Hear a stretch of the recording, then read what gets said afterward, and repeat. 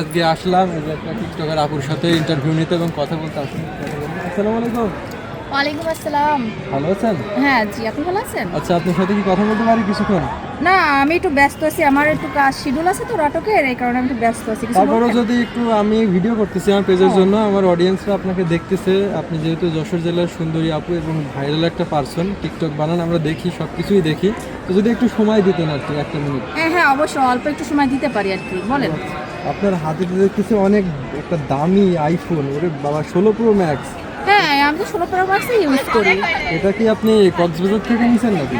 কেন আমি কক্সবাজার থেকে আনবো কেন? আমার বাবা হচ্ছে শিল্পপতি, আমি হচ্ছে আরও লোকজনকে আইফোন গিফট করি।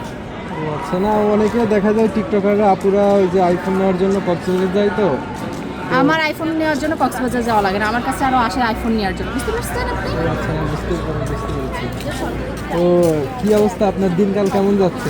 ভালো যাচ্ছে। আপনি যে ভিডিও তৈরি করতেছেন, আপনার পেজের নামটা একটু বলেন। আমার পেজের নাম হচ্ছে আদরি রিয়া।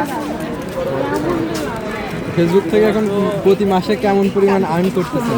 প্রতি মাসে কত 5-6 লাখ টাকা এরকম আর্নিং হবে। আচ্ছা, তাহলে তো অনেক ভালো একটা ব্যাপার। তো গাইজ দেখতেছেন, তার কিন্তু ইন্টারভিউ নিচ্ছি।